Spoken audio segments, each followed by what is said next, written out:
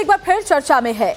उसके गुर्गे फिर से योगी फोर्स की रडार पर हैं। अतीक और उसके गैंग के सुर्खियों में आने की वजह है 100 करोड़ की जमीन। किस तरह योगी की पुलिस ने माफिया अतीक के गुर्गों को डरा दिया है और कैसे मुख्तार अंसारी के परिवार में भी 1.5 लाख रुपयों पर दोफाड़ होने लगा है, पूरी रिपोर्ट आपको दिखाते हैं। साल 2026 में अतीक अहमद गैंग पर बहुत बड़ा हंटर चला है। योगी की पुलिस का इतना सख्त एक्शन कि अंडरग्राउंड चल रही शाइस्ता परवीन भी बुरी तरह से डर रही है।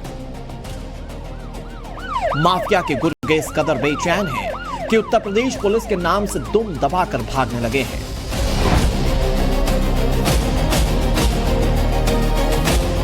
ये लेखा जोखा है माफिया अतीक अहमद के गैंग पर हुई कार्रवाई का।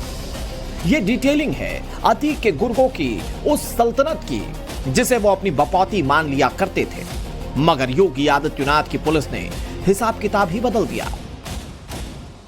अतीक के गुर्गों की कब्जाई गई जमीन अब वापस सरकार के नाम कर दी गई है। राजस्व रिकॉर्ड सुधार दिए गए और माफिया गैंग का अतिक्रमण हमेशा हमेशा के लिए हटा दिया गया है।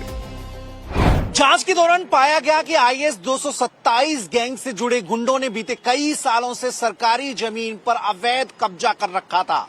अपनी जुर्म की दुनिया को पैर पसारने के लिए इसे अड्डा बनाने की कोशिश कर रहे थे, मगर योगी पुलिस का ऐसा एक्शन हुआ कि होश फाख्ता हो गए।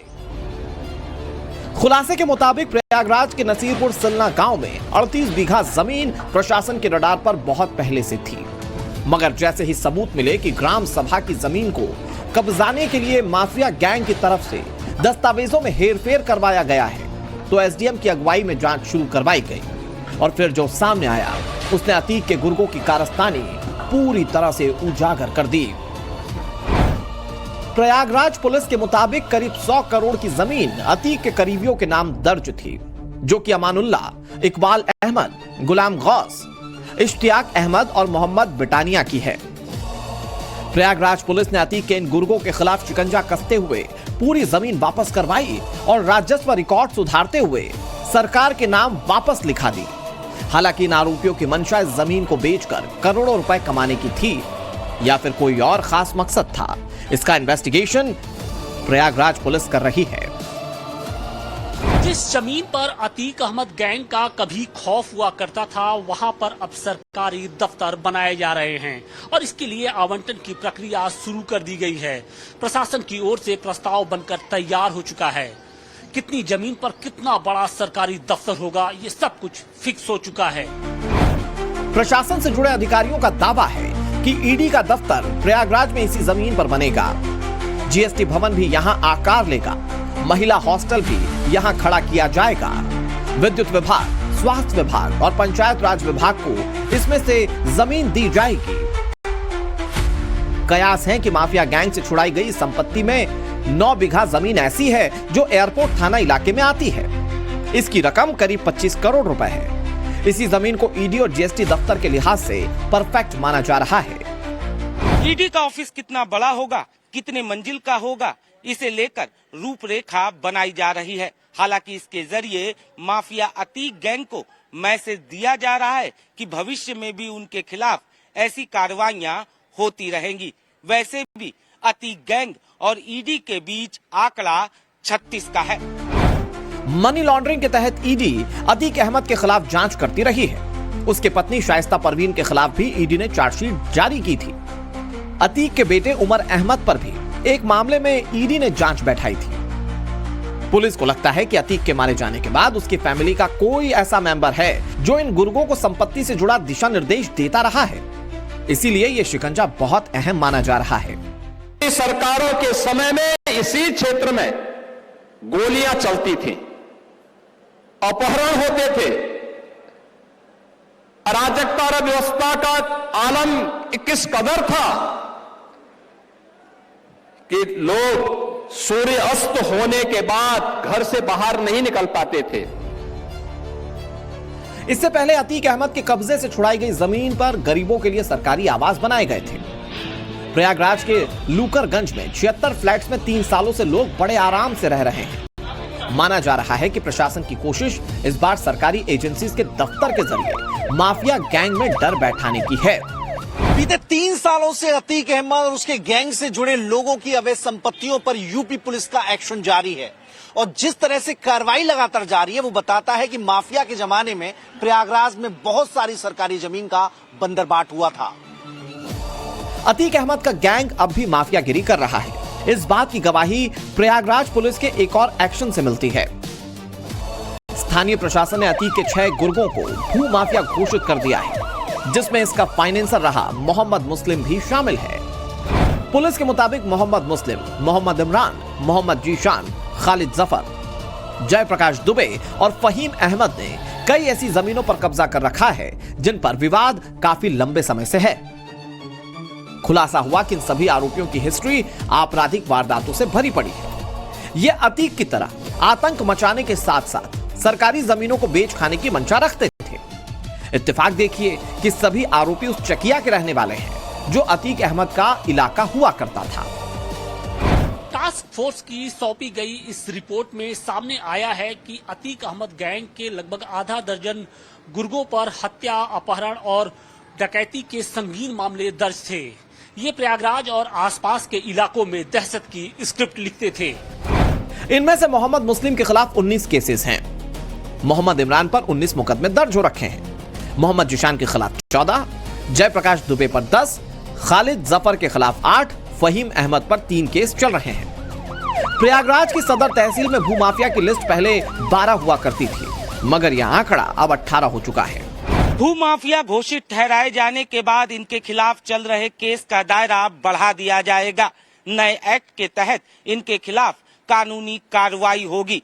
इन्होंने कहां-कहां कब्जे किए हैं इसका पता लगाया जाएगा। इनके संबंध और किन लोगों से है ये भी जांच की जाएगी। खबर यह भी है कि योगी की पुलिस के इन बैक टू बैक एक्शन से अतीक की पत्नी शाइस्ता परवीन में बुरी तरह से खौफ है। वो कहां छिपी है ये तो कंफर्म नहीं है, मगर गुर्गों को योगी की पुलिस से बचने के लिए कहा है। हिदायत दी गई कि माफिया गैंग से जुड़ी बची हुई संपत्तियों की डिटेल किसी भी तरीके से लीक ना की जाए और जिन लोगों पर शिकंजा कसा जा रहा है वो पूछताछ में इसका खुलासा ना करें। हालांकि योगी के आगे ये सारे हथकंडे काम नहीं आने वाले। अतीक के गुर्गों को खोज खोज कर निकाला जा रहा है। उनकी हिस्ट्री और मिस्ट्री सब सामने लाई जा रही है। करीब 1 दशक पहले तक उत्तर प्रदेश का नाम गलत बातों के लिए उछाला जाता था। पलायन और अभाव, असुविधा और अपराध, ऐसा लगता था कि देश के सबसे बड़े राज्य का यही दुर्भाग्य बन गया है। मुझे बहुत गर्व है कि यूपी की जनता ने डबल इंजन सरकार पर जो भरोसा जताया, बार बार आशीर्वाद दिया, उसके परिणाम निरंतर दिख रहे हैं। एक तरफ अतीक गैंग पर योगी और उसकी पुलिस का एक्शन चालू है, तो उत्तर प्रदेश के बड़े माफियाओं में शुमार रहे मुख्तार फैमिली की भी कलह इस दौरान सामने आई। इस बात की तस्दीक सोशल मीडिया पर वायरल ये पोस्ट कर रही है जो कि माफिया मुख्तार के भतीजे ने लिखा है। मुख्तार के बड़े भाई सिकबतुल्लाह अंसारी के 2 बेटे आमने सामने आ गए। इन दोनों बेटों के नाम सलमान अंसारी और सुहेब अंसारी हैं। सलमान अंसारी का दावा कि मोहम्मदाबाद की विकास निधि में बड़ा घोटाला हुआ है। इसके लिए मोहम्मदाबाद से बड़े भाई सुहेब अंसारी को जिम्मेदार उन्होंने बताया। हो रहा है 20 करोड़ निधि आ चुकी है। 20 करोड़ निधि आ चुकी है। 20 करोड़ की निधि का कार्य क्षेत्र की जनता से पूछ लिया जाए क्या क्या हाहाकार मचा हुआ है। और अगर हम जहां पैदा हुए हैं, जो मेरी विधानसभा है, जो मेरा कस्बा है, वहां पे अगर कोई भी गलत करेगा तो उसका आवाज उठाना, अगर आप बहादुर हैं, आप बहादुर खानदान से हैं, बहादुर लोगों का खून है, तो आप आवाज उठाएंगे। हम नामर्द खानदान और नामर्द लोगों में से नहीं है जो मैं नहीं बोल सकता, मैं डरता किसी से नहीं हूं। मैं अपनी आवाज उठाऊंगा, उठाता रहूंगा। जो गलत हो रहा है, जो विकास के नाम पे 30-30 हजार की लाइटों को 1.5 लाख में कराया जा रहा है, सब पता है, सबको सब पता है क्या चल रहा है। मुख्तार की फैमिली की कलह सिर्फ भाई वर्सेस भाई के तौर पर नहीं देखी जा रही, बल्कि इसे अंसारी परिवार में बड़ी बगावत माना जा रहा है।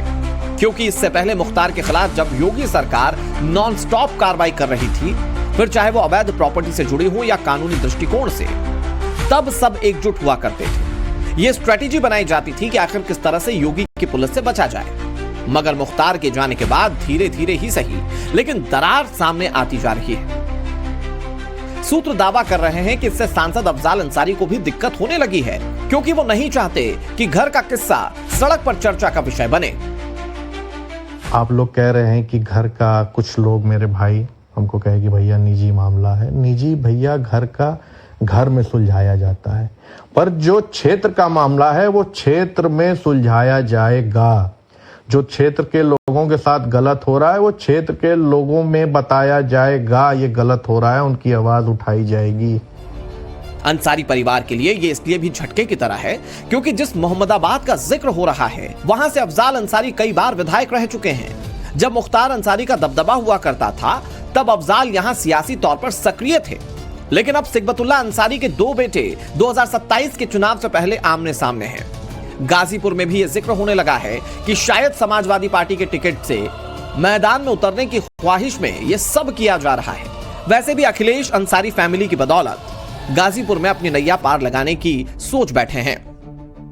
भारतीय जनता पार्टी को बाहर जाना है, अभी थोड़ा बाहर कर पाए हैं, 27 में पूरा बाहर हो जाएंगे। 27 में जनता ऐतिहासिक जीत दिलाने जा रही है। अखिलेश यादव पूर्वांचल को लेकर खास रणनीति बना रहे हैं, लेकिन गाजीपुर को लेकर निश्चिंत हैं। ऐसा इसलिए क्योंकि 2022 में समाजवादी पार्टी ने यहां की 7 सीटों पर क्लीन स्वीप किया था। कहा जाता है कि ऐसा मुख्तार के प्रभाव के चलते हुआ। इस बार भी अफजाल अंसारी के साथ अखिलेश की केमिस्ट्री मजबूत हो रही है, जिस पर योगी कई बार सवाल उठा चुके हैं। इनका विकास का मॉडल क्या था? परिवारवादी था, तुष्टीकरण का था, दंगाइयों को पलवित और पोषित करने का था।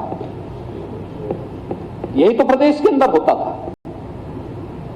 और जहां पर इन्होंने प्रयास भी किया, किस प्रकार की स्थिति है।